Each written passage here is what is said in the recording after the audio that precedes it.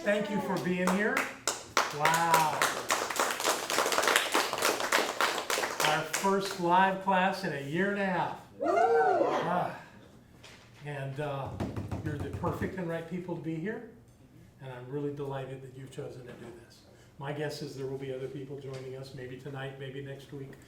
But we'll find our way through this and reestablish ourselves as a teaching center. All right. And we always start every class with a spiritual mind treatment. So please join me in knowing the truth, that presence and power that dwells in, through, and as all things is right here. It is the source of all creation. It is the all-knowing, all-present, all-powerful oneness of life. And that life is who and what we are. So we come together this evening to remember that, and remember that in being the one, we live in the prosperity and abundance of the universe. And that we have at our beck and call all that we require to make life fully engaged and meaningful and joyous. So we explore these concepts tonight to see how they impact us and how it takes us a little further down that road of understanding the brilliance and the beauty of the universe. And for this, I am eternally grateful. Grateful for each soul who joins in this journey here in this class and anywhere around the world where they join us online. And certain that this is so, with gratitude and love I let it be. And so it is. Yay. Let's see, I have housekeeping things I want to do first. Talk about how this is going to work. It's been so long I had to write it down. Let's see. So the sign-in sheet is on the table out there. Please, please, please put your name down there. I'm looking around the room at who's here, and I don't think anybody's going to have a problem with that. From time to time, we have people that don't want to do that. They just want to come and take, and they don't like to exchange. But this is all perfect. So you guys are great. That's handled, I'm sure. Everybody get a binder? The binders are filled with blank paper. So they're actually more for your use in taking any notes and journaling during the class. And if we have handouts as we go, those will be made available to you and you can keep them. Please write your name on the cover. If you don't have a pen, there are pens out there in the lobby. Just put your name on it so we can know whose it is. And so you can know that you've got yours. Let's see. This class will run from 7 o'clock to 9 o'clock.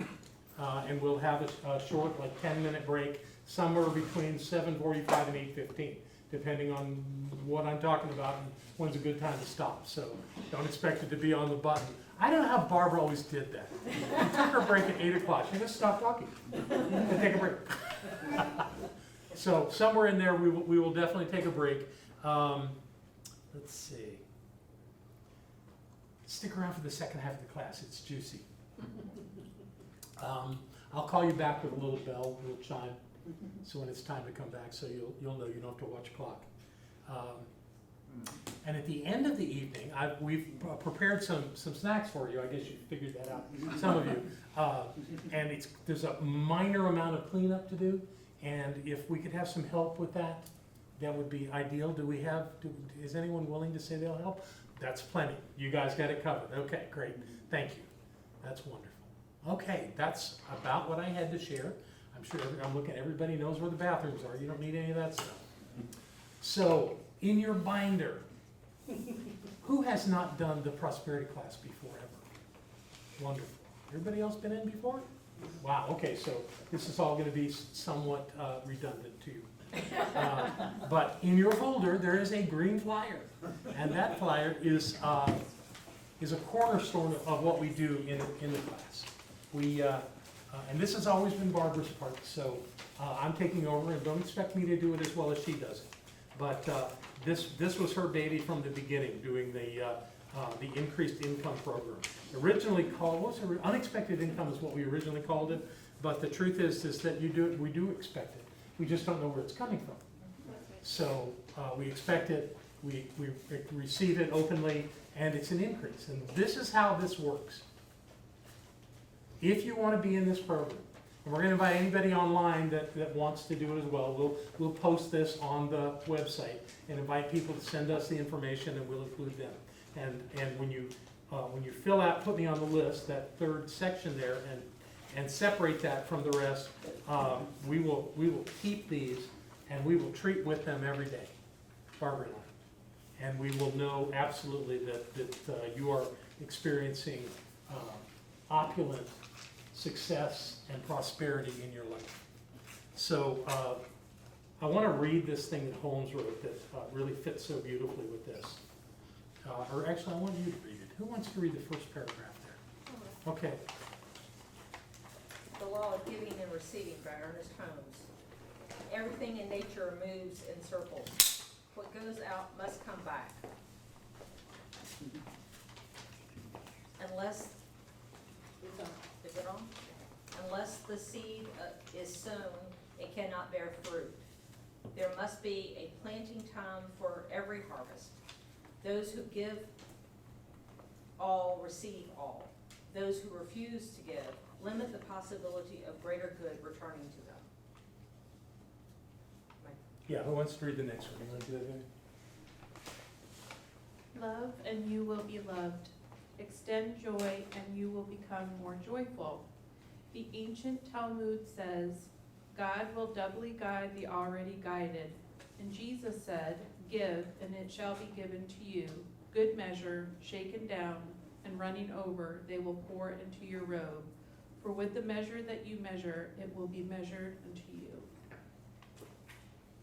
Who else wants to share?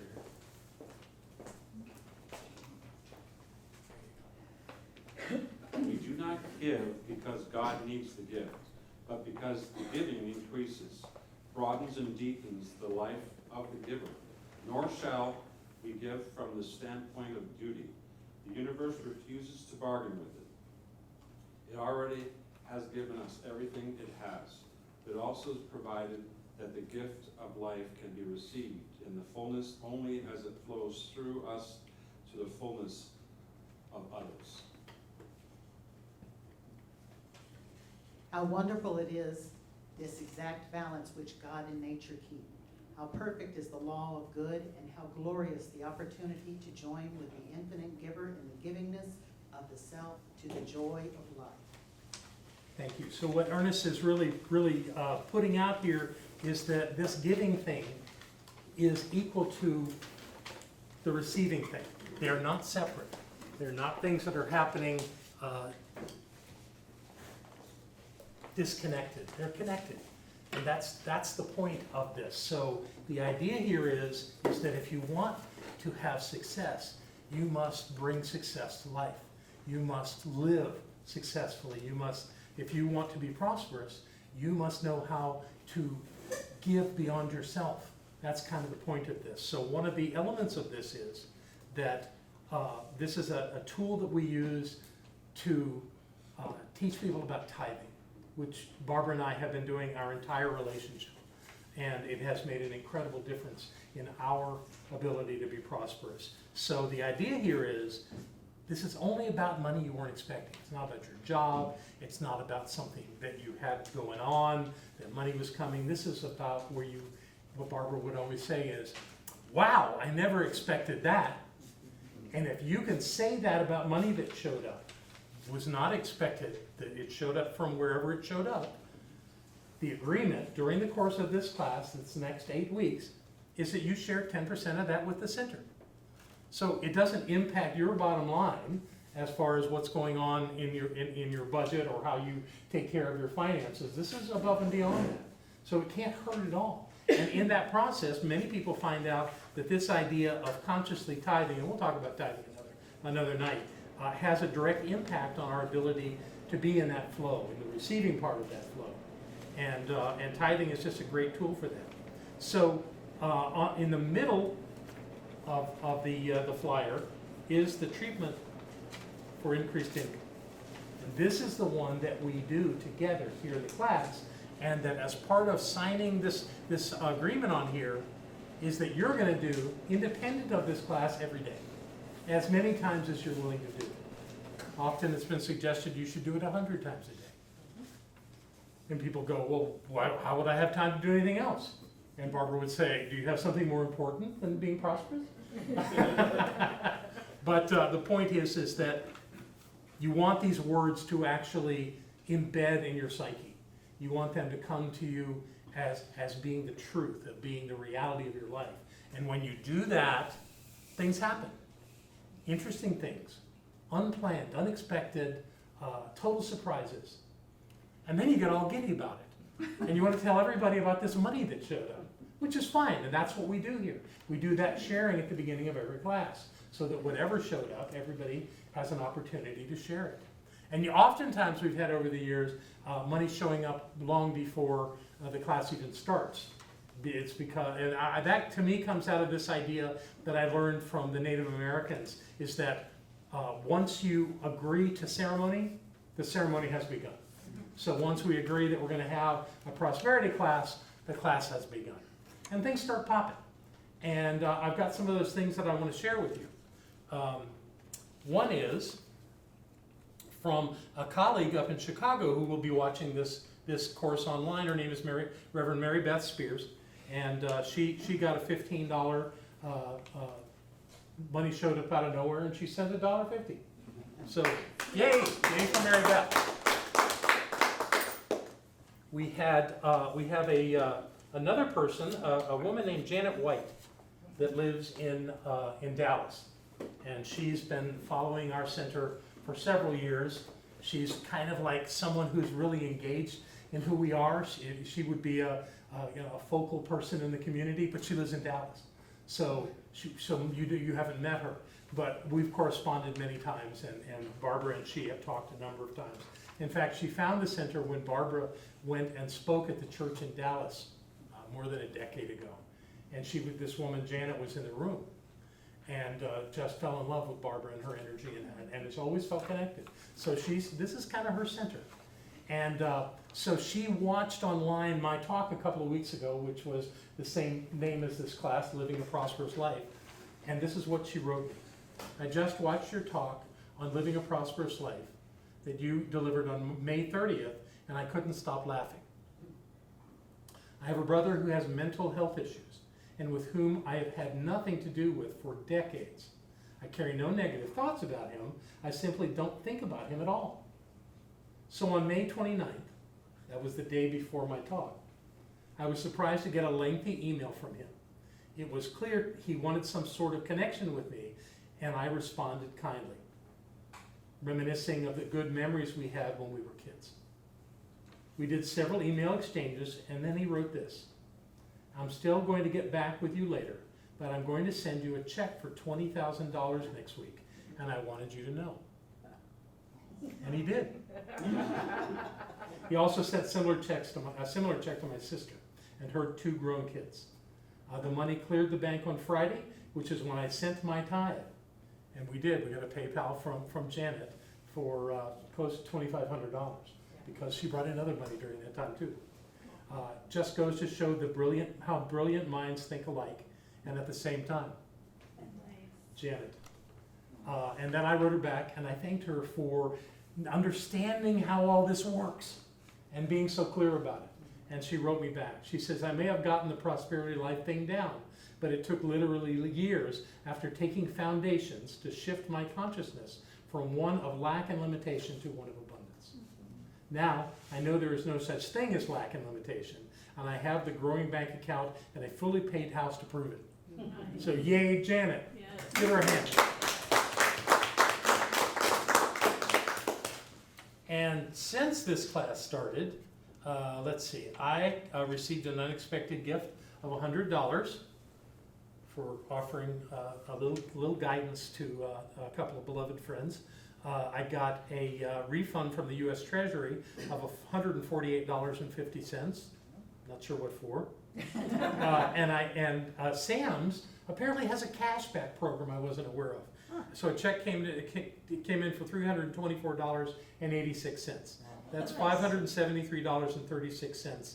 And I found a dime on the sidewalk in front of the So here's my check for $57.34, and we'll just put the whole dime in. So that's how it works. That's what we get to do at the beginning of class. We get to come to the mic, hopefully with a check. tell a story, put the money in the basket, let us all share in celebrating what has happened. And I have this strange feeling we've already got some. So who wants to go first?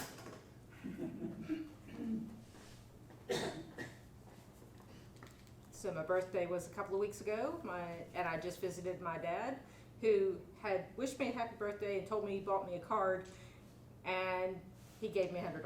Yay! Yay, Dad. That's great.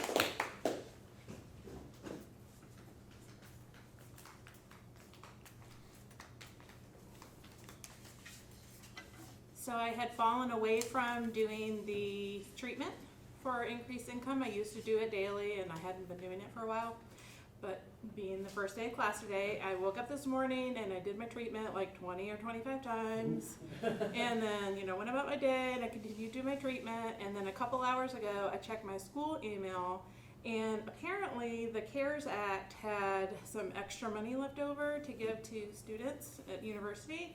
And I got $650. Yay!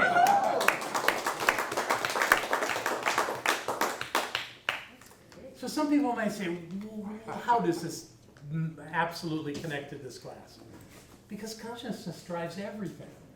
We don't remember that most of the time. We think things are random. We think things are just happening, but it's all connected.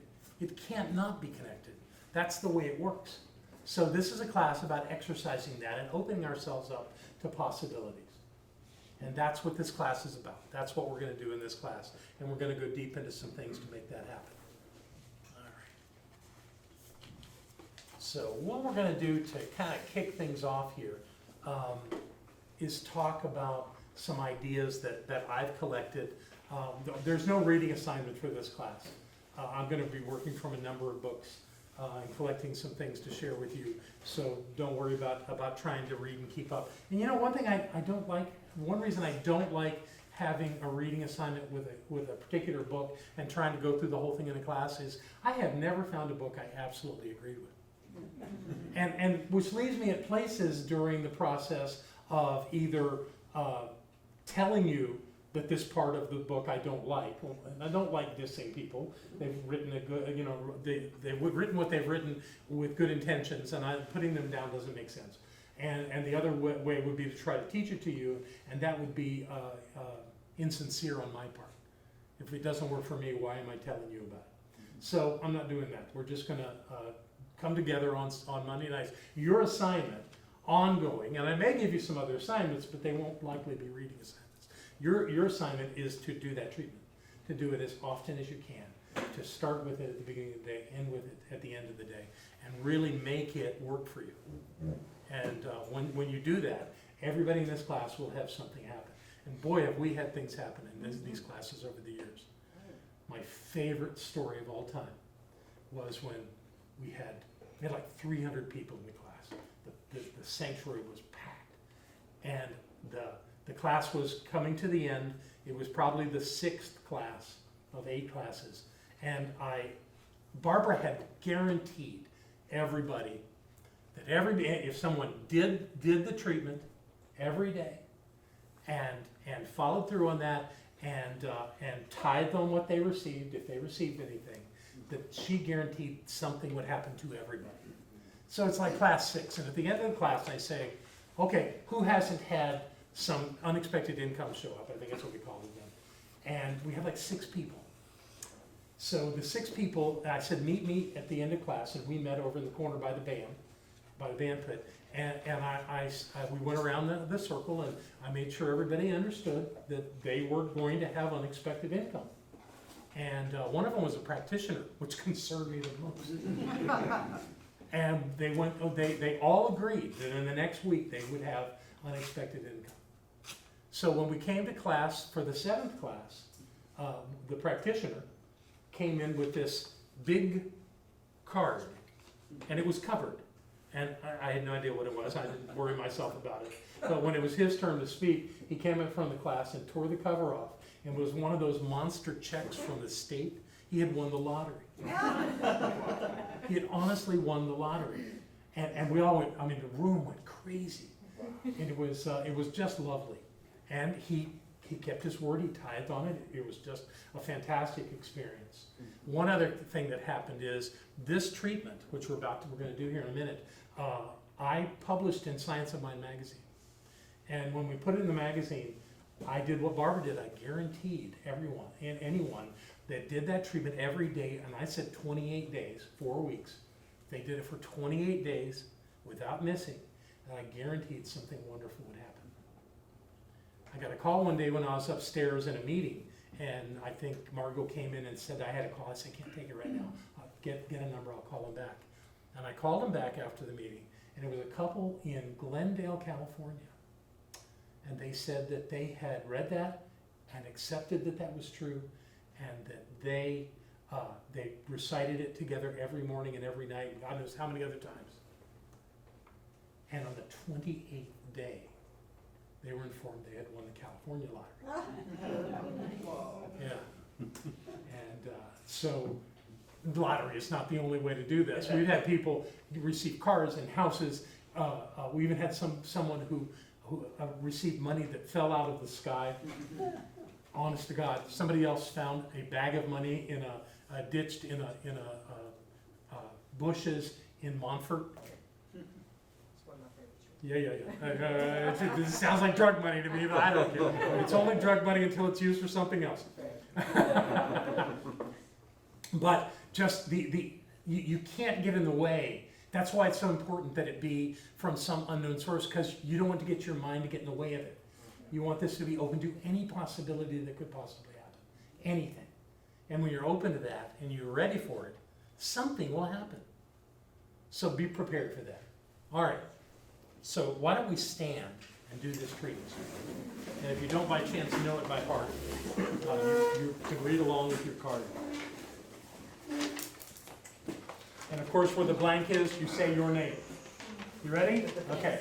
I, John, know that God is the source of all supply, and that money is God in action. I know that my good is here now.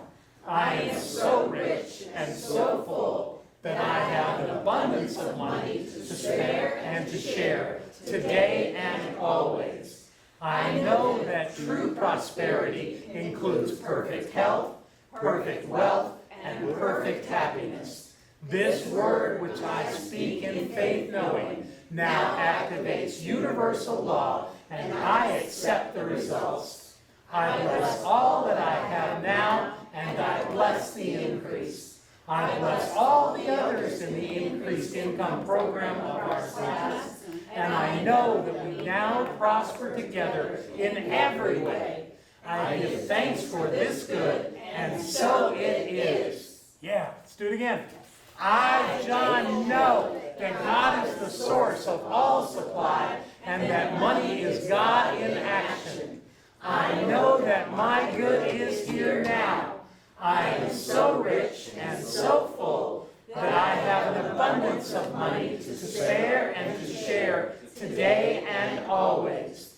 I know that true prosperity includes perfect health, perfect wealth, and perfect happiness. This word which I speak in faith knowing now activates universal law, and I accept the results. I bless all that I have now, and I bless the increase. I bless all the others in the increased income program of our class, and I know that we now prosper together in every way. I give thanks for this good, and so it is. All right, fantastic. There it is. Can I get a word of Fantastic. clarification?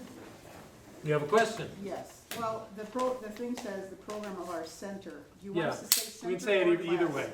Okay. That was your question. You can say center, you can say class. We've done it both ways. Did it? The light on? No. Okay, So, not to worry. I'm the only one that used it. I got another one. okay. All right. So,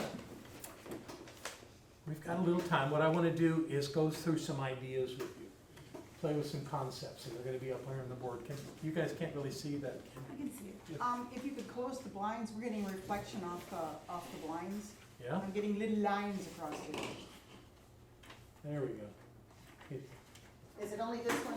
No, it's the next one too. I would close it. He's probably still gonna get lines though. Could see it better before. All right, so if you need to move, it's perfectly fine, okay? We got room. So, there's some ideas, and the book that and I didn't bring the book down with me, but that's okay.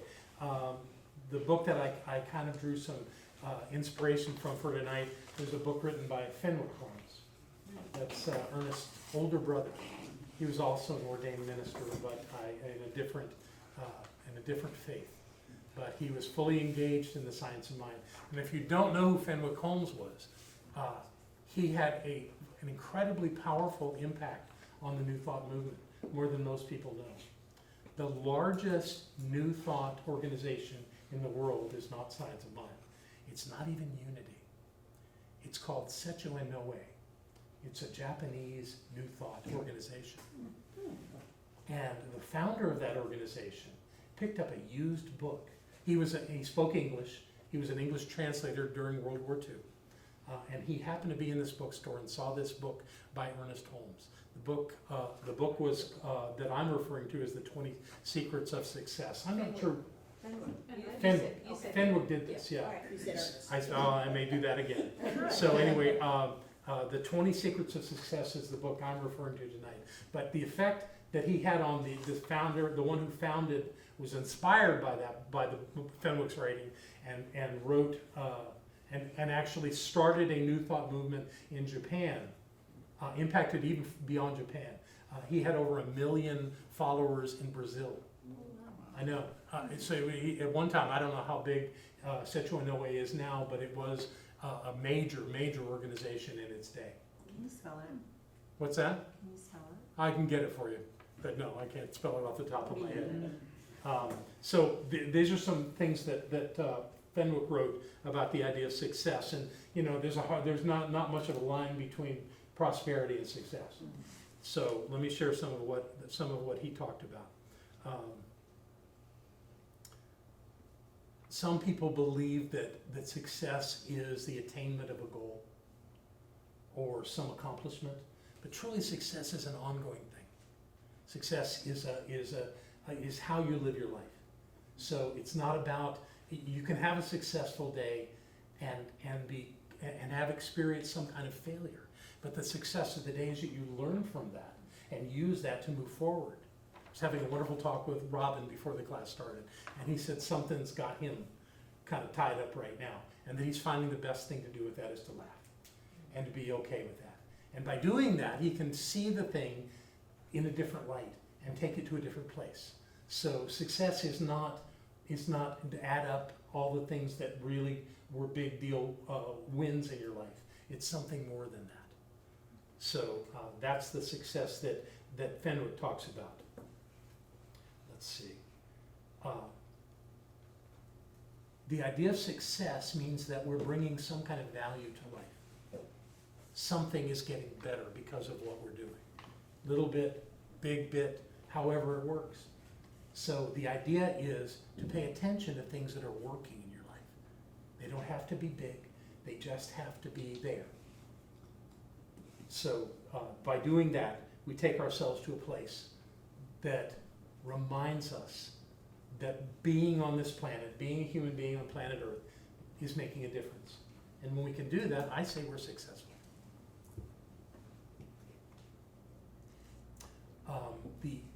Most people would say failure is the opposite of success. I don't think so. I think I already explained that. You can have a failure but still be succeeding. In fact, most people that succeed have lots of failure. They just don't let it stop them. The opposite of success is resistance. Because we're the creative force in our lives. And if we are resisting our good, if we are resisting having the value in our lives show up, that's us. And the resistance is the thing that's getting in our way.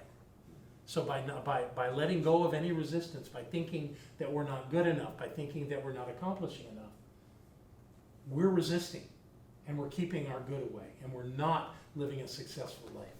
So that makes a real difference for me. And success is not just about money. It's a factor. You know, we live in a culture, the species, that uses this thing of exchange with some sort of currency. That's how it functions. So to say that I don't have enough money to meet my basic needs and I'm successful is contrary. So money plays a factor, but it's not the only thing. It's just a piece of it. In fact, going back to our treatment, we say that perfect health, perfect wealth, and perfect happiness. So all of those are factored into the idea of prosperity and of success, is that we have success in all those areas. You have a thought? Yeah, just given on what you just said, I loved here in what Ernest Holmes, he reminds us that Jesus supposedly said, "Give and it shall be given to you, good measure, shaken down and running over will pour into your robe." Good measure, meaning the act of being in integrity and giving and being a wonderful human being. Well, and it says to give. Yeah, You know, that's how we do it. yeah, And, but good measure to me, it means all of the rest of it, good Right. health, happiness, Sure, Yeah. good measure, very good. yeah, That makes sense. Thank Yeah. you. yeah. Thank you. So we talk about money. Money is got to be one of the most misunderstood things in the human experience. Our relationships, generally, not ours per se, but human beings' relationship with money is usually tainted with fear and anxiety and challenge, difficulty. You know, we all create this lopsided relationship with money. Not everybody, that's not true, but there are people that do that. You know, and when we think about money, usually some of that stuff comes up. Well, it's the number one reason for relationship problems. That's true, it is the number one reason they say for relationship failure, for relationships coming to an end. But the idea of money, you know, it can bring up different emotional things from us. It can be wonderful. We can, you know, I went to a weekend seminar with Edwene Gaines once, and she had $1,000 in small bills, and she had them all in one of those little child's swimming pools, little wading pool. And what she did was have each of us get in there and have other people take the money and throw it all over us. You know, just to get the experience of that and some kind of exhilaration from that experience. It was an interesting thing. It didn't quite work for me because I knew I wasn't going to leave with the money. But still, I got the point that she was trying to make. So we want to have happy thoughts about money. We want to see this idea of a lot of money. But we don't have a healthy relationship with money. You know? So, and this is something I experience most Sundays. And I have to really watch myself. That when the prosperity acceptors have gone through the room and they collect the baskets and one of them brings it back up to me, I look down into the basket and inevitably what I see is one of those. Money just crumpled up and thrown in the basket. Oh, so sad. And what that tells me immediately is that somebody has a dysfunctional relationship with money. They don't really like money. You know, and of course cash is the symbol that we most relate to money. Most people, if you ask them about money, they don't think of a credit card or a check. They think about cash. So how you relate to the bills in the paper money in your life says something about how you relate to money in general. So when I see that, I know that's not working. And so one reason that I bring this up is, let's be very mindful in giving in this class and be respectful of that money. It's not really a thing, it's a symbol more than anything. But it is a tool of exchange, and if we're gonna have success with it in our lives, if we're gonna be prosperous, we should treat it accordingly. It's my nature, and okay, I admit it, I'm a little obsessive, compulsive, I get that. But my money's always in order from the lowest denomination to the highest, folded in half and put in my wallet. So that I know, you know, I can figure out what's there very quickly. It's all facing the right way, it really works for me. That's just how I relate to money. And I find my relationship with money is pretty good. There's another thing that an issue people have with money that I wanted to demonstrate.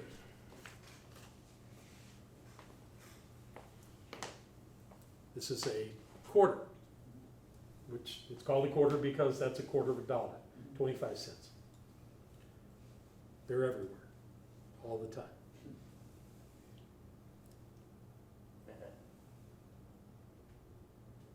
What's going through your mind? Dirty. That's it. Were we not trained as, when we were children, that money is dirty, don't put it in your mouth? I didn't think that, I was worried that you might swallow. It would come back to me. Yeah. That's the worst part. But most of us were taught that money's dirty. You don't know where that money's been, Oh, you know? Yeah, it's all that, at least I heard that when I was a kid. Well, and the big thing they're saying now is all dollar bills of some sort have cocaine on them from people using it. That's what you get Well, for most of that. Worth more than $1. I know. no self-worthy drug user would use less than $100 bill. You got the statistics to back that up, right? Not at all. But the idea here is that we have these embedded ideas about money. We have things that we learned as children. We learned early on. Most of us had problems with money early on in our lives because the public schools don't teach you how to handle money. They don't teach you how to handle credit. That's not part of the curriculum. Were it part of the curriculum, it probably would make a big difference in a lot of people's lives. But what happens is that most people have to go through that and fall flat on their face with their money and then pick themselves up and figure it out and make it work. And maybe that's okay. Maybe that's the way that we all have to do it. But whatever it is that we do, we have to grow beyond the idea that money is wrong or bad or painful or that we can use it indefinitely, which is what a lot of young people do with their first credit card. You know, sure, you know, because I can pay $25 a month, so I'll just take it out to its max. Do you know what you end up paying to do that? It's incredible, the money that you pay to pay that down if you pay it at a minimum amount a month. You'll pay it for years. You'll pay 3, 4, 5 times the money that you actually got. It's crazy. And if people don't know, they don't know until they do. So that creates problems in our relationship with money because we think it's dangerous, because we think it can hurt us. So there's lots of things about money that make it difficult. And those are the things to overcome. So let's see what else that I want to share with you about that. We dealt with the wadding up of the money and the idea of, oh yeah, here we go. How many, and you don't have to raise your hand, this is a rhetorical question, but how many of you have a good idea right now of what your net worth is? You don't have to tell me, just think about that. Could you, off the top of your head, do you know what your assets are worth in the world? That's one question. The other question I have for you to think about is, do you know how much debt you have? Exactly. And how much, and when you'll have that debt paid off? Most people in the world don't. They have no idea. They just make their minimum payments, they do what they have to do to keep their head above water, and they suffer. They suffer through it. And all of that energy that goes into that keeps you from being in that state of prosperity. There's nothing prosperous about that state of being. So people that are struggling with that are indeed struggling. Okay, and I'm talking on and on. So I want to share some ideas that I'm going to put up here on the board. These are just statements, and I want you to think about them. We're going to run through them. I think I've got 9 of them. The first one here is when we are able to control our affect while experiencing a specific condition, then we have the power to influence change within that condition.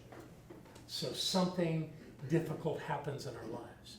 It is a natural reaction to either get angry or afraid or confused or something that will not help you even the slightest bit. In fact, it is counterintuitive to do those things, to feel those things. So the thing to do when a difficult challenge comes up for you is to keep it light, to let it be okay. Oh no, this thing is terrible. I have to suffer now. No, you don't. Nobody has to suffer. What you have to do is get through it. And the best and quickest way to get through anything is to keep it light. To be as happy as you can, even in difficult circumstances. To give yourself a break. To not spend all your time thinking about how evil the other person in your situation is. To give them a break. And to, from that lighter place, find your way out. It's there. It's always there. Have you ever heard of anyone that had a problem so bad that they never could overcome it, other than dying? You know, that's a problem we haven't found a way out of. Except in a couple of very, very rare cases. And some people don't think it's a problem, so you're right. So, all in all, we've gotten through all of our problems so far. So why do we have to suffer in trying to get through the next one, or the current one? We don't. We don't have to suffer. In fact, the best way to move through it is to not get caught up in it, and to know that the answer is right there. Okay. Having feelings of joy and happiness makes it easier to effectively direct our thoughts and actions toward achieving outcomes we desire. And that seems unnatural. How can I be happy with this going on? Try it. Try being happy, even with this thing going on that you want to call horrible. But don't call it horrible. Just know that it's really okay. There's an answer here. This thing will work out. It always has. It always will. Everything's okay. When we take action from a perspective of fear and lack, the action will always be counterproductive. Okay? Fear and lack. And that's what comes to us when things aren't working. I don't have enough. I can't work this out. I'm just, this is going to ruin everything. You know, we get all these thoughts in our head, and they work at us, and they eat at us, and they take us away from the solution. There's a solution. There's always a solution. There's always a way out. And the only way to find it, though, is to go to a place of being solution-oriented and saying, we can do this, believing in yourself, believing that this thing can work out. If you go to that place, it will work out. It always does. No one can focus on what's working and what's not working at the same time. It's impossible. So if you have a choice between focusing on what is working and not what's not working, what are you going to choose? You're going to choose, you have to choose it. It doesn't happen naturally. Reactivity is about going to the problem and diving into the problem and being immersed in the problem. But the answer's not in the problem. So the idea is that even though this isn't working, something's working. So your first task is to find the thing that's working. If it's nothing more than something in the midst of it all that you can be grateful for. When I have worked with couples that have decided to get a divorce, the first thing I have them do is to look at each other and say what you're grateful for. What'd you get out of this relationship? And they want to resist. They don't want to look at them and have happy thoughts. But when they do that, they can find a way to do the thing amicably. If they can't, they're going to continue to fight. They're going to continue to struggle. And the lawyers are going to get all the money. Yeah. So don't do it. And the truth is that if you're in a relationship with someone, if you've loved them, you're not going to stop loving them. So you hate them to try to cover up the love. And where do you get? You just get into a deeper hole. So the trick is, you say, I love you. I just can't live with you anymore. I'll always love you. And it's true. So the idea of focusing on what's working is the beginning of the solution. Find something, even in, as Emerson said, even in the muck and mire of things, something sings. Find the thing that sings and focus on that. And you will find your way to working out whatever it is that's going on. No one can achieve the outcome they want while focusing on what they don't want. Conclusion. Focus on what you do want. Rocking Bear, my Native American teacher, would say, focusing on what you don't want is like tying a rope around a tree and yanking on that rope with all your mind, screaming to the tree to let go. It doesn't, don't focus on what's wrong. Focus on what's right. Focus on what's working. The only thing that said it was wrong was you anyway. So why you name it wrong, and then you cling to it and hang on to it and talk about how terrible it is and how horrible your life is because of it, but you don't let go of it. You can at any moment. Never focus on your problems. Instead, use your imagination to envision a solution or a desired outcome. This one's really important. Never focus on your problems. Instead, use your imagination to envision a solution or a desired outcome. I don't have any intuition. Well, that's just a lie. Everybody has intuition. It's whether you're willing to listen to it. Everybody has information that comes to them without using their five senses. So use it here. And the only way that I know how to do that is to shut up and quit thinking and just let the answer come. It will come. The success of my counseling work is to stop thinking. Stop listening to this person tell me how bad their life is. Just let it go. And what comes is something lovely, a question, a thought, something that they need to hear. They need to ponder. And when that happens, things tend to work out. So we do it for ourselves as well. Simply stop looking at the problem. Stop seeing the problem. Yes, the problem is real. I'm not telling you that the situation doesn't exist, that the device broke, that the car, whatever, something's not working. If you keep focusing on it not working, it will continue to not work. How do we get beyond this?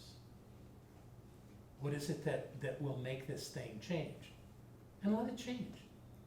You know, and if you bring in the anxiety to that, if you don't go to the happy place to do this, then your answers, you get immediately put down on that. Example, my computer's not working. Well, I'll go get a new computer. I can't afford a new computer. See, that kind of talk doesn't help.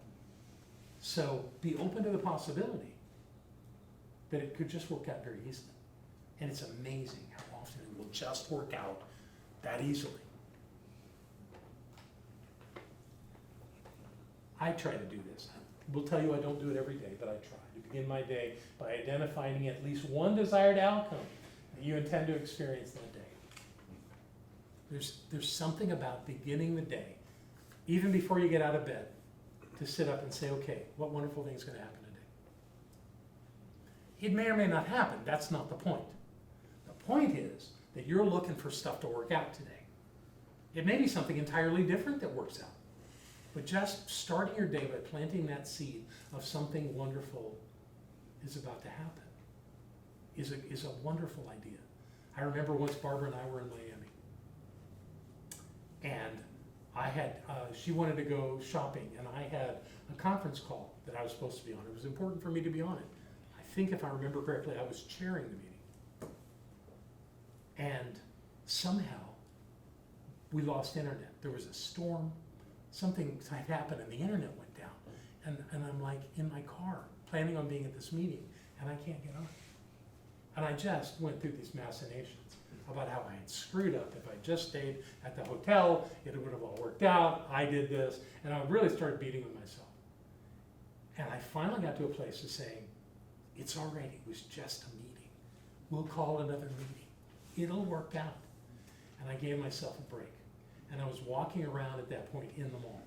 Barbara was in a clothing store looking for something, and I went wandering, and I went into a little store that had framed posters and all kinds of knick-knack things and all, and they had this thing, and it said, something wonderful is about to happen.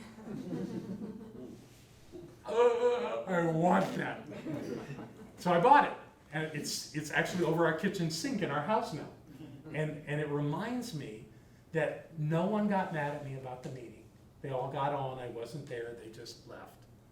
We called another meeting, it all worked out. I let it be such a problem in the moment, and it all worked out. And from my story, you probably think it wasn't a big deal, but to me it was in that moment, and I made it really hard But then when I stopped making it hard, it got really nice. And that'll happen to you too. So when you're hard on yourself about how you did something and it didn't work out, because chances are you did it, that it's okay. And as long as it's not chronic, where you're doing it all the time, don't make it a big deal. Just keep moving. Just keep doing what you came to do. So that's the way I like to start my day. At the end of the day, it says each day before going to sleep, spend 2 moments recalling the most pleasant experiences and meaningful accomplishments of your day. So the thing that you thought you were going to accomplish at the beginning of the day may or may not have happened. Doesn't matter. Something happened. Something worth being grateful for happened. You had a conversation with someone, something came in the mail, whatever it was that happened, remember it and give thanks for it. Say thank you. That was lovely. And if you do that, then your mind now is set in the morning to set an intention, and in the evening to review what you got. And by doing that on a regular basis, what you're creating in your life is a level of accomplishment that you have to get. It has to happen. Something happened. Now you may have had something happen that you found very distasteful. Don't give it any mind. It's not important. Don't go to sleep thinking about that. Think about the wonderful thing that happened. Don't do that. Yeah, don't do that. I'm telling you, these thoughts are so powerful. And the thing you have to do is manage your thoughts. Now, you have 10,000 thoughts a day. You're not going to even remember a fraction of them. But the ones that stick, you want to help you rather than hurt you. And if you do that, you'll find your day generally goes much better. At least that's been true for me. Flood your thinking with things that make you happy. Nothing is more important than being happy. Make yourself happy. Happy, happy, happy. Yeah. It's real. I fought this for years. I did. It was Barbara's thing. She always about being happy. I go, it's more important to be clear. I guess that means it's more important for me to be clear in my misery. Be happy. She's absolutely convinced me this is true. We accomplish more. We achieve more. We experience more if we're happy. Our health is better, right? Right. So happy is the key. Keep yourself happy. And if you find you're not being happy, fire whatever you're doing in that moment and pick up happy. Silly as that sounds. I remember once when I was living in Australia, I was in this community and I was one of the leaders. I became a leader in the community pretty quickly. We had a grand leader and he was my first spiritual teacher, but we were all very active in things. And I had been given a project and I did it. And I brought it to the group on this particular day, and one of the people in the group, who I think had a little issue with me, put down what I had done, said it was terrible. And my ego was so bruised. And I just was sulking around.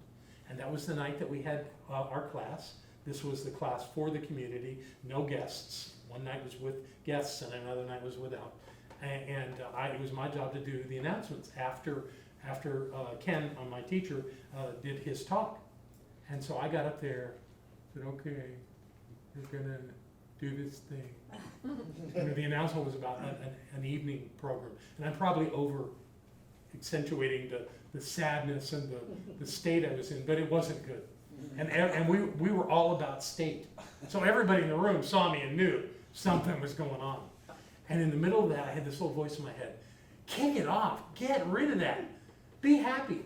And I said, okay, so we're gonna have this great weekend, and we're gonna do whatever it was gonna do, and I totally changed my affect. And it was like, everyone, whoa, look at that. And it made such a shift. In fact, we had more people show up for that particular event than we had for anything, because people experienced that shift and they wanted some of that. And what I learned was, in a heartbeat, you can shift your affect. You can change from one emotion to another simply by doing it. Don't ever think that your emotions happen to you. They don't. You make them happen. And you can choose them. So this idea of being happy is always, always, always your choice. And we'll close this section with a quote from Ernest. This is something he wrote that I think fits so perfectly into this. I shall keep the promise I have made to myself. That's important. There's no need to promise anybody else, just yourself. I shall never again tell myself that I am poor, sick, weak, or unhappy. I shall not lie to myself anymore, but shall daily speak the truth to my inner soul, telling it that it is wonderful and marvelous, that it is one with the great cause of all life, truth, power, and action. I shall whisper these things into my soul until it breaks forth into song of joy with the realization of its limitless possibilities. Isn't that beautiful? Yeah. Do you know where that came from? I haven't any idea. I didn't catch the, I didn't get the reference on it, but I'll bet we can find it if we need to. You know? No, I don't. I just posted this Did you? 3 days ago. That's great. Yeah, It's so perfect for what we're doing. In prac class, we were given that book of, Condemning Yep. influence, yeah. yeah. Yeah, it might be in there. Anyway, go with those words. Let's take a short. So I want to start by saying that it has been a tradition with the summer prosperity class that we do some kind of a challenging exercise. We've done fireworks. We've done spoon bendings. Sure. We've done all kinds of things to challenge people to know that they can get through the challenge. And I have one for you tonight. Now, it is one that I did many years ago, over a decade ago. And there's the possibility that somebody in the room has done this. So, is somebody out there? Yeah, Mark and Lynn. Okay, all right, good. So they're coming in. Let's give them a second. Are they coming now? Yeah, okay. So, yeah, they are. That's fine. So we're going to do one tonight, and I want to wait till they come in so that they can hear it's important that everybody be in on this. And this is kind of a team exercise. So you're going to be working in groups. So what I call it, is the nail exercise. It's an exercise where I'm going to give you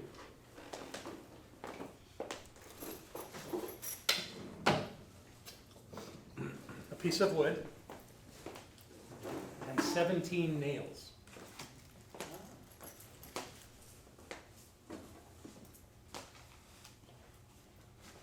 And the questions that we're looking for is what can you see and what can you do?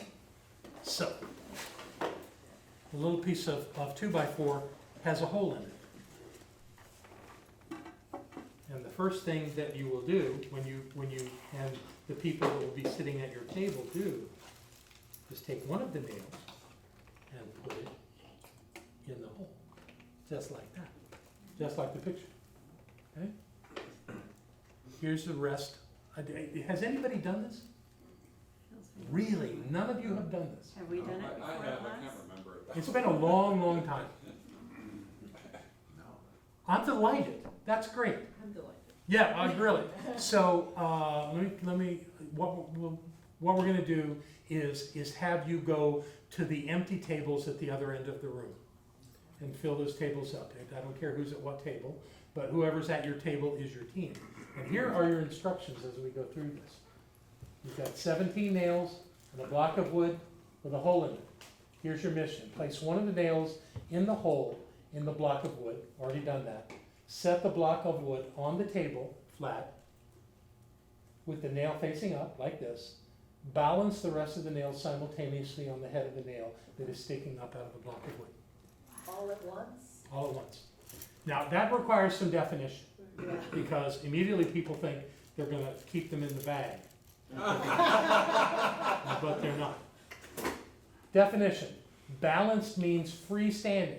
It does not mean propped up or bound together in any way other against or with any other material or objects. So, balancing 16 nails on top of the one nail is your task.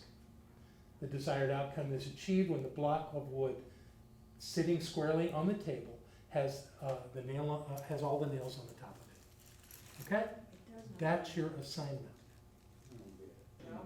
Maybe you can do it this. Oh, and another thing that people often come up with is doing them one at a time. Putting one, balancing it, taking it off, putting another one, balancing it, taking it off, put another one back. No, all balanced simultaneously. Okay, I've done my part, you guys do the rest. Yeah, yeah, that one's balanced. What I'm thinking is, if you all do it like this. They all have to be balanced on the one. Anybody have homework, look it up on YouTube. Yeah. You have YouTube, Andy? Are we allowed to look up YouTube? I'm here to answer questions. Are we allowed to look up YouTube? No. God, that was, when I did this, I don't know that there was a YouTube. It's been that long ago. You know, I've done this, and I can't do Oh, that concerns me it. that In you, this class.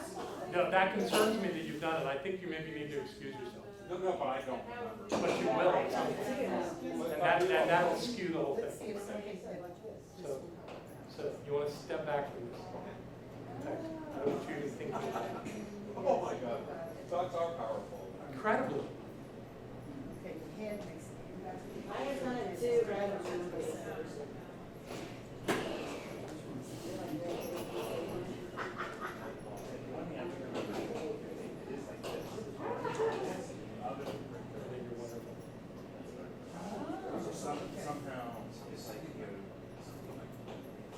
But you've seen it before. Right, right. Yeah, he said not to be.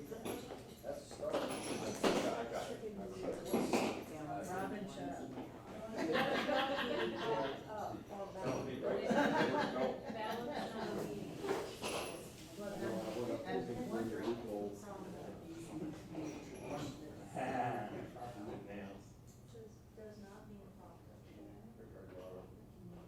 Yeah, I'm wondering. I'm sure you must have done it. No? Can't believe it.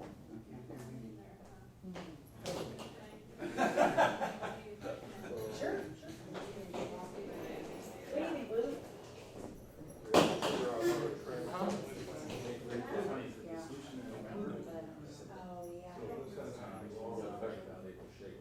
And do you remember? Right, once you know, you know.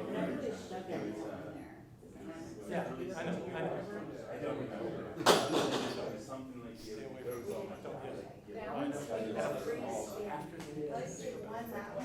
I got changed to Other. Talk to me.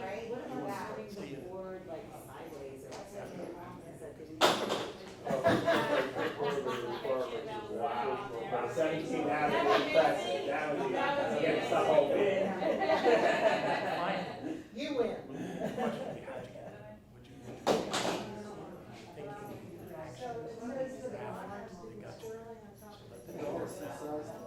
Right, but is it do that? Because yeah, they keep it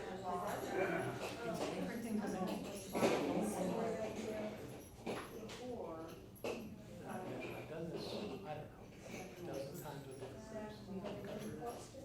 Never had to find it. Yeah, that's what I was thinking, and now it's the cross there. Yeah.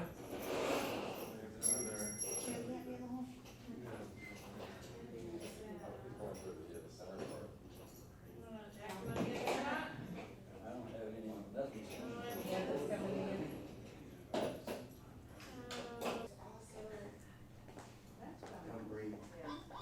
John, we almost got it.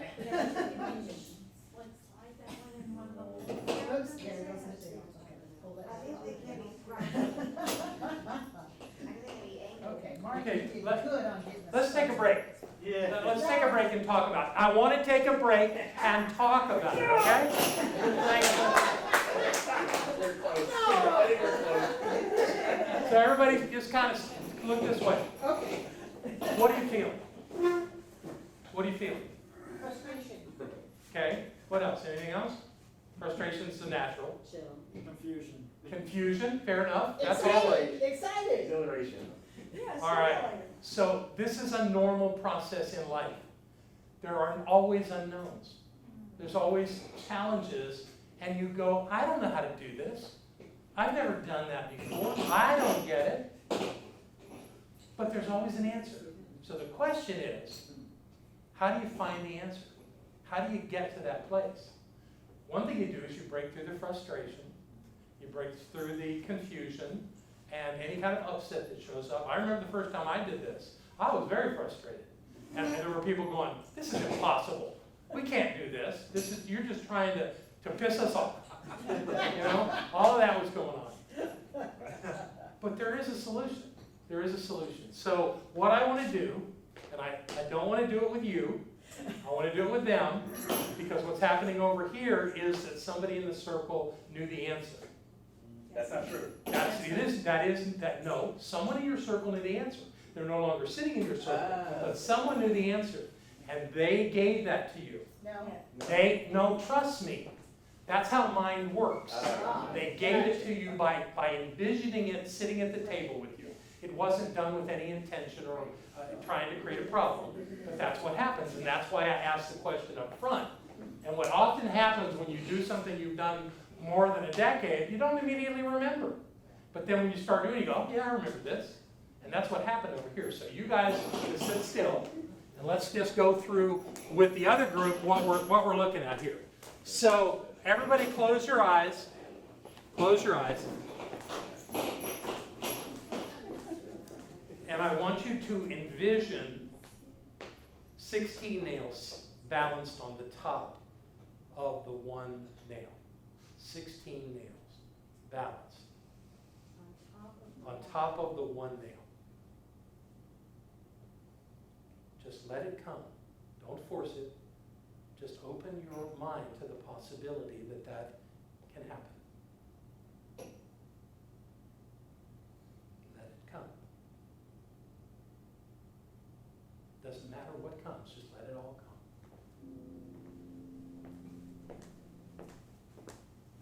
And when you've got something, go ahead and open your eyes. So I want to start with this group on the right over here. What came? Somebody tell me what image came to your mind. Describe it to me. I'm going to draw it on the board. You saw something going straight up? Yeah. Okay, all right. What else? What other images came? Like this. Were there connected? This and then all of these somehow going on. Okay, so you got an image of a nail with all of the nails somehow across that, right? Yeah. Yeah, Okay. post office center. Okay. Anything else out of that group? Out of your group here?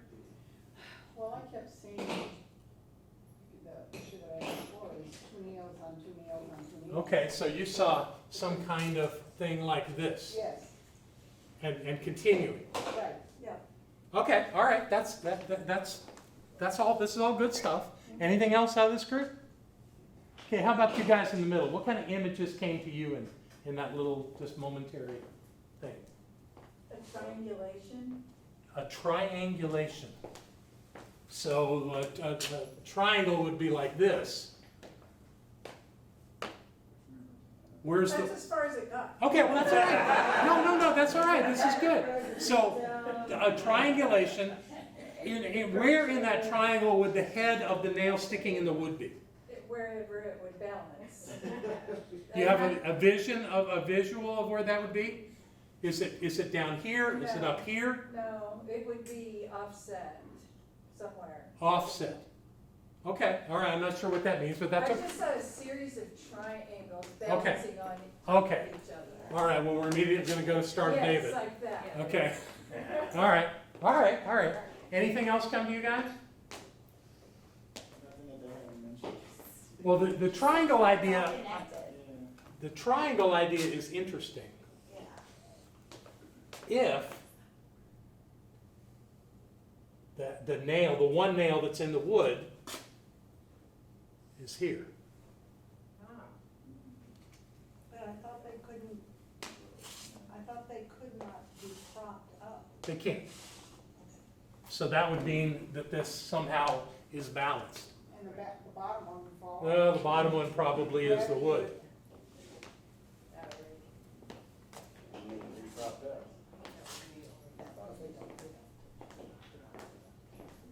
Okay, without just solving the puzzle for everybody at this moment, letting them continue their work, give me a symbol, give me some.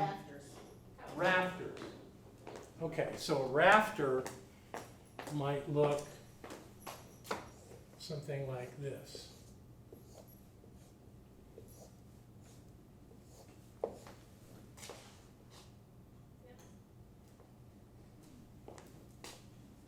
Now, that group's figured it out, and they're about to do it. But that's gonna help you. Okay? So going back to work, and here's what we're gonna do. This group over here is gonna put theirs together. When they do, go look at it. Okay? Go ahead.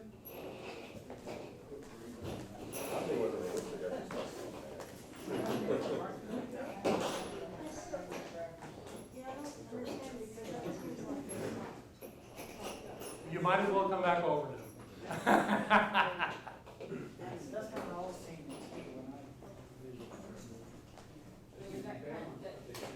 That looks like, they don't have to be freestanding, but that's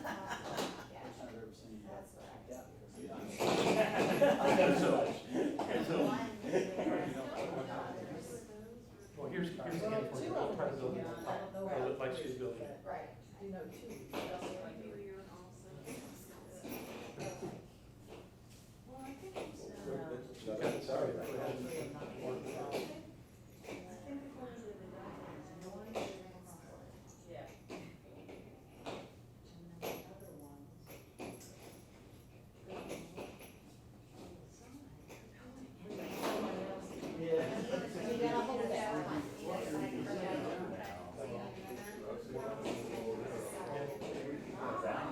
Ah!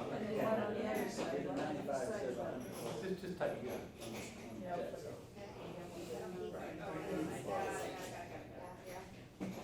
That helps hold it together. And you gotta hold that tight so they don't slip. I just didn't see.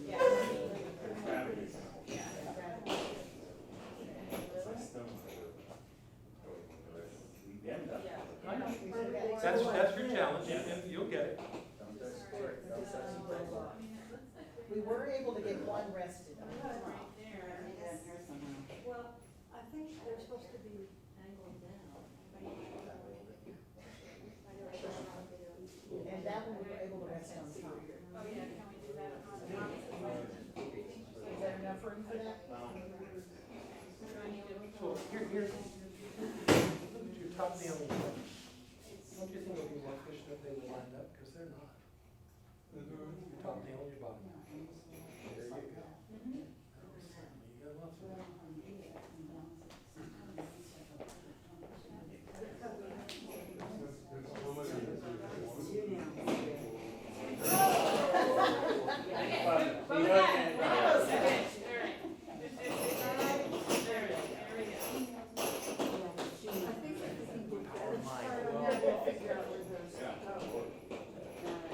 I love the 100 monkey right now. This is the first one. There you go. At least in this room. How many nails do we have in the bottom?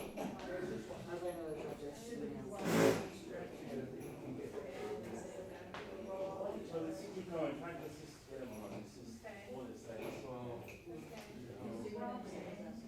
You got room for one more on there? you guys get it? lift it once it's down, you gotta have, that's what we have to do another one. You only have to hold it. And then we can put that on the other one. Okay, all right. Wanna do it? Tracy looks or? Just have to not fix I like it. Yeah, we have to be really. Yeah, it's gonna hold it Together. together.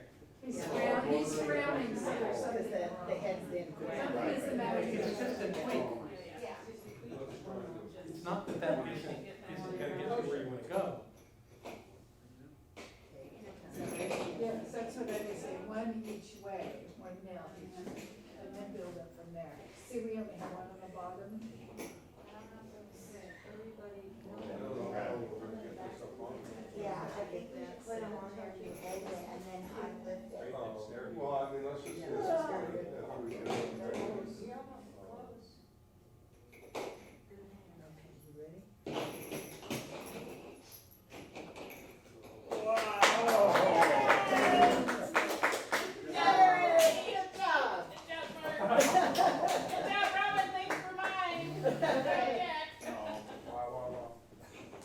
So there was just one, and the two were on the top. We were there except for the second one on the top. Well, we just worked together how to get Right, it. right. So that's what we put.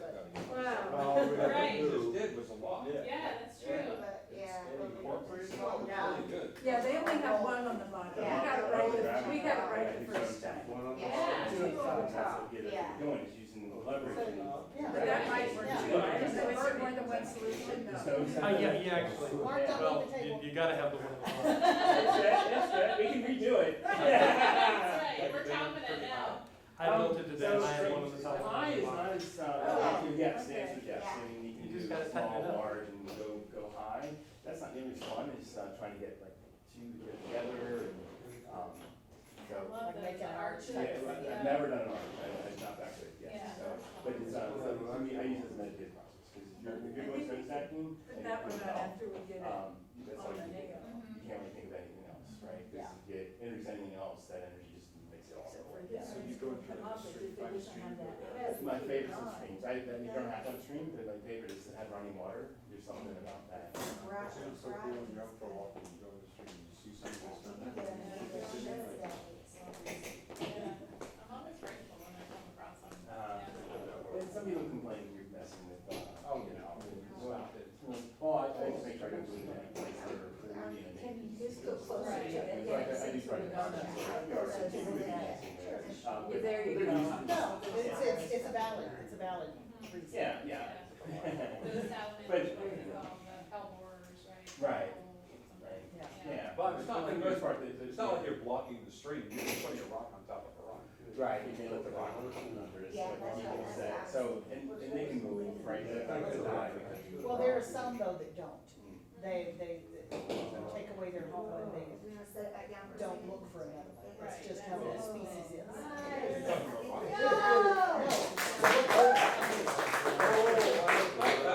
I think we should put it out there and Rick's saying, Rick will send it to us, right? And then, when the time did it, I think in the same spot. And it may.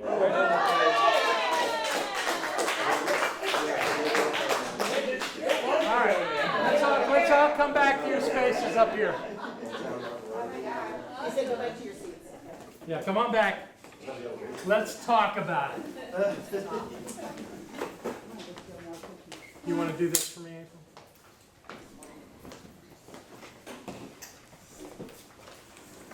So, who's had enough time here to reflect on this and can talk about their experience? What was this like for you? What'd you learn? I loved it. Make sure the mic's turned on. I just Push the button pushed the button. and hold it. We're gonna need somebody that'll do it. Here. Oh, she's got it. Okay. I just loved the whole thing because I thought it was very stimulating. I loved watching people's brains work and thinking outside the box and I'm watching people with good dexterity, which I'm very envious of, and people who are great with spatial skills. It was just lovely. I loved the whole thing. So Good. thank you for the Thank you. opportunity. Yeah. I was really excited. I thought it was cool because it's like I knew that there was a way to do it, you know, and so I don't think you would have given this assignment unless there was a way to figure out. And so it was kind of like everything is figure outable. Yeah. You know, and so like for me, it was like I'm gonna figure it. I'm gonna get it. You know, and so it was like that. Kind of like how life is. Excellent, thank you, thank you. Who else?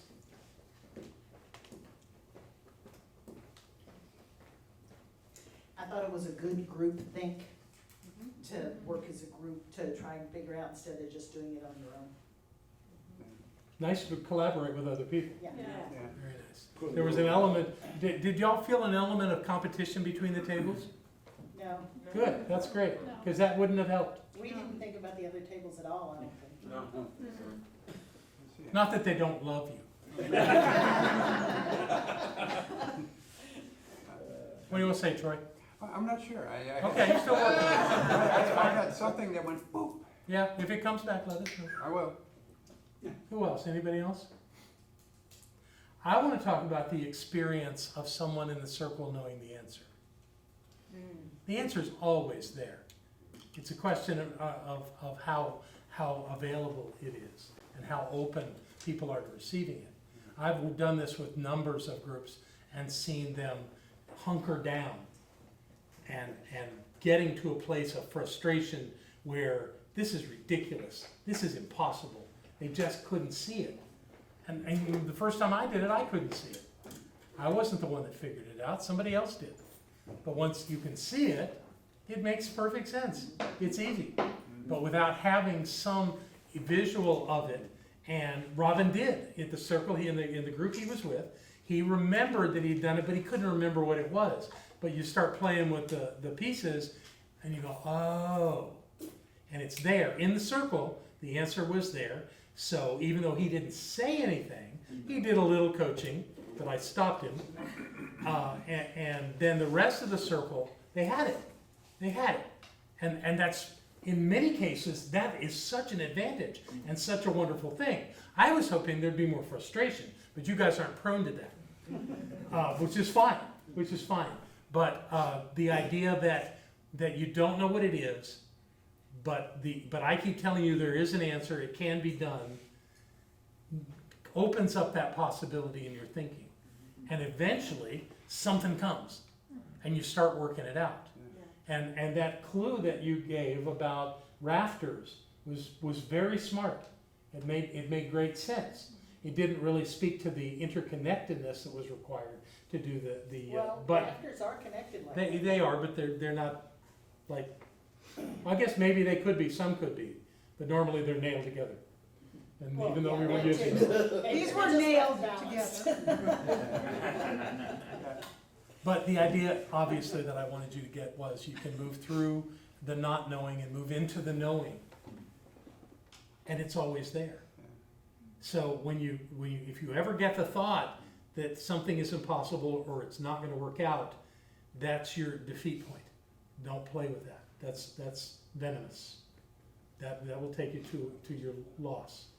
Whereas if you just stay open to it, just stay open to the possibility, it'll show up. Something will happen. Someone will say something. And that's the beauty of collaboration too, is that you're not just relying on your perspective. You have the perspective of other people. And as you build on one another's ideas, something comes through. Something comes through. Well done. Give yourselves another hand. What you wanted to say. Well, it's a very simple statement, but the first thing that we're all gravitate to is the idea of impossibility. Impossibility, it's impossible. But when 4 or 5, 6 minds work together, one move will trigger somebody else, and it is then it no longer is impossible. The There's magic a of possibility. collaboration, sure.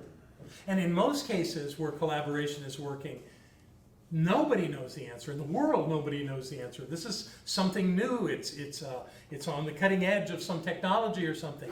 We don't know how to do this. You know, it's like being a NASA scientist. They didn't know how to go to the moon. They had to figure it out.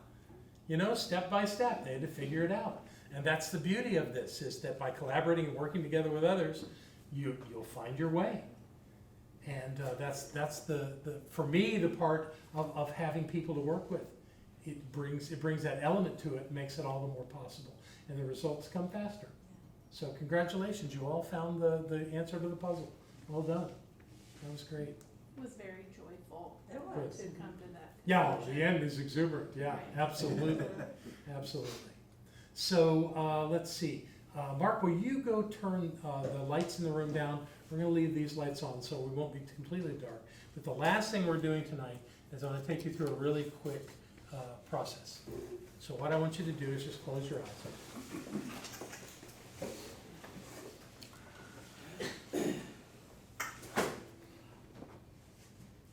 So I want you to imagine yourself in the presence of a catapult.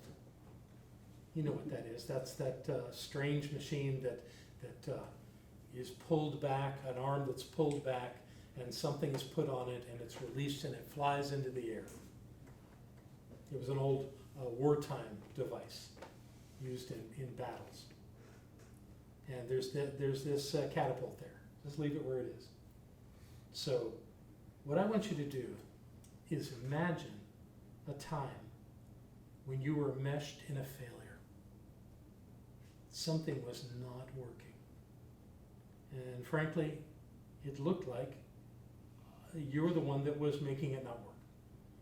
You were frustrated, you were angry, you were upset, you were afraid. Maybe something important, someone was counting on you. Maybe it was important to someone that you succeed. But it didn't work out that way. Think about how you felt.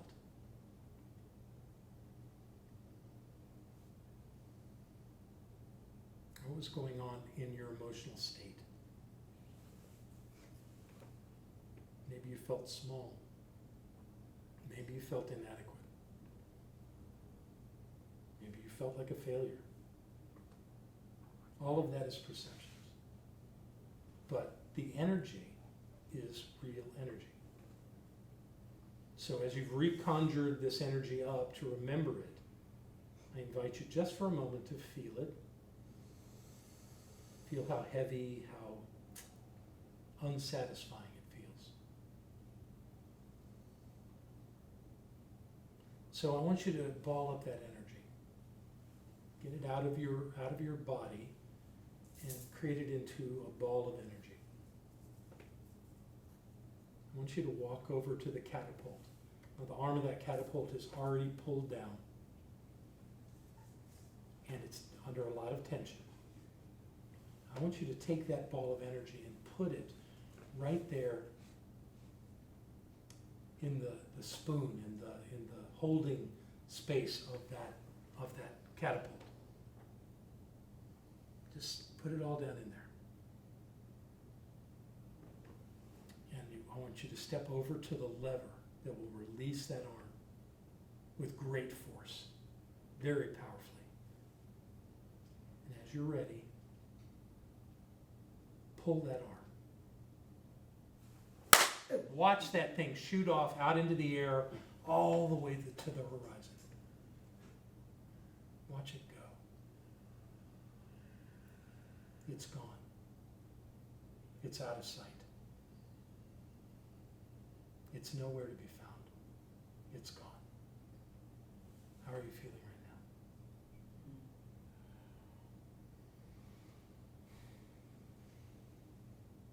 now? Now I want you to imagine a time where you did something and it worked out beautifully. It was very successful. You planned it, you envisioned it, and you did the work to make it happen. And it happened. Maybe you had a lot of help. That's great. But you were key to making that thing happen. Wow. What a wonderful feeling. Feel how that feels. It's much brighter than the other one. It's much more alive. It's much more relative. So again, I want you to bundle up that energy into a big, bright, glowing ball of energy. Step back over to the catapult. It has once again been pulled, and that arm is tight.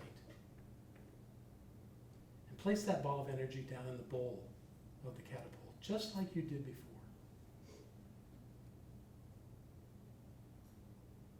Still glowing, still bright. And I want you to walk around to the front of the catapult. Step right in front of where that ball is going to release. Just inches from your body.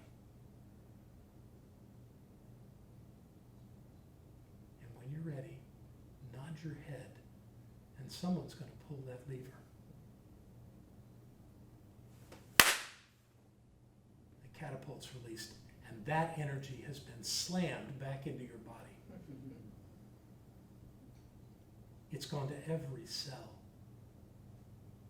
Every element of your body is filled with that feeling, that success.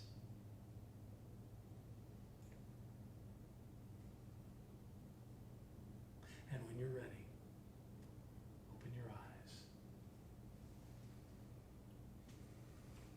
Love that.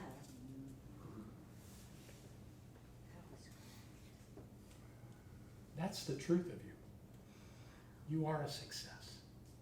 You do make a difference in the world. The things that you put your energy and time and money into are good investments. The people that invest in you are making good investments. You're making a difference in the world. However you're doing it, we're all doing it differently. You're doing it well. So let that linger with you. And with that, we're going to take pass our baskets.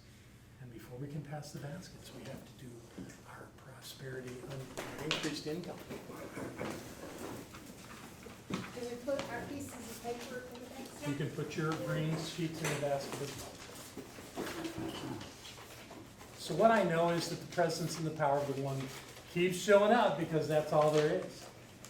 And we keep remembering the truth of us in deeper and more powerful ways all the time. That we have gathered here this night to touch hearts and lives, to receive the blessing of this knowing, and to remember the truth of our very being. So I celebrate that. And I know that we are on this journey, and it makes a difference.